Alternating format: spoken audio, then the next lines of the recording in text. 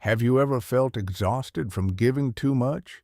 Have you ever opened your heart, your time, and your energy for everyone, only to realize that the people around you never really saw you? Today's story is about a woman who learned the most important lesson in life. You cannot pour from an empty cup, and true love begins with yourself. In a quiet village nestled between rolling hills and narrow winding streets, there lived a woman named Anaya. Anaya was known by everyone, not because she wanted attention, but because she had a heart that could not say no. If someone needed help, she was there. If a neighbor's roof leaked, she climbed the ladder herself. If a family struggled to feed their children, she brought food without being asked. Her hands were never idle, and her heart was never closed. People called her kind, selfless, and generous. And Anaya believed them because when she gave, she felt a quiet joy that no praise could match. Helping others had become the rhythm of her life. She had a husband, Rohan, a quiet man with steady hands and calm eyes. He loved her deeply, but he had a way of retreating when life became hard. When work was scarce or bills piled up, Rohan grew distant. He would sit quietly, and Anaya would silently fill the gaps, fix the house, cook meals, and keep their world running. For years, she told herself this was love. Love was sacrifice. Love was giving, even when it hurt. Anaya's closest friend was Lena. Lena was vibrant, loud, and unafraid to speak her mind. She would often come to Anaya in storms, broken relationships, lost jobs, family arguments, and Anaya would listen, comfort, and fix. She never complained. She never asked for help. She only gave. Then there was Arjun, a young man from the village, restless and unmoored. He had no guidance at home, and he often sought solace in Anaya's advice. She lent him money, offered guidance, and encouraged him to follow his dreams. She told herself she expected nothing in return, but secretly she hoped he would grow and make her proud. Years passed, and Anaya's garden, the one small space she had planted for herself, wilted. Her energy, her health, and her peace slowly drained. She began to feel invisible, unseen, and unheard. Everyone relied on her, but no one ever asked, "How are you, really?" Then one autumn, Anaya fell ill. The illness was minor, but it required rest. For the first time in years, she could not give. She lay in bed, waiting. Rohan tried to help, but he struggled with household tasks. He mentioned the workload, the effort he was making, but he did not truly step into the space she usually filled. Lena visited once, spoke about her own problems, and left. Arjun did not come at all. Lying there, Anaya realized something she had never admitted to herself. For all her giving, she had been useful, but she had not been loved. Being loved meant someone saw her when she had nothing to give.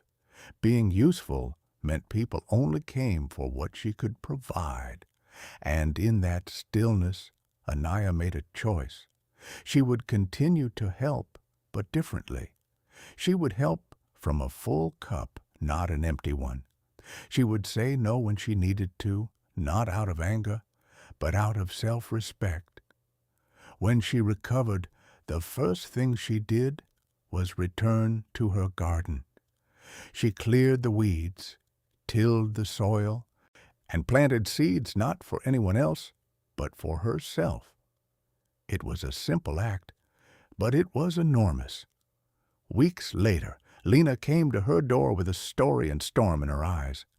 Anaya poured tea, but before Lena could speak, Anaya said softly, "I want to tell you something.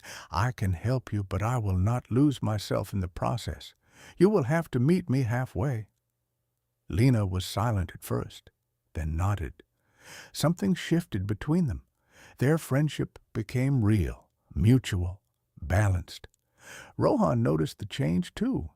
Anaya stopped filling silences automatically. She stopped anticipating his every need. At first he was uncomfortable, but slowly he began asking questions, engaging in real conversations, and noticing her for who she was, not just for what she did. And Arjun? He returned months later, standing at her door without anything in his hands. He admitted he had been ashamed that he never came when she needed him. Anaya listened, not with bitterness, but with calm clarity. She explained that care is shown by presence, not by words alone.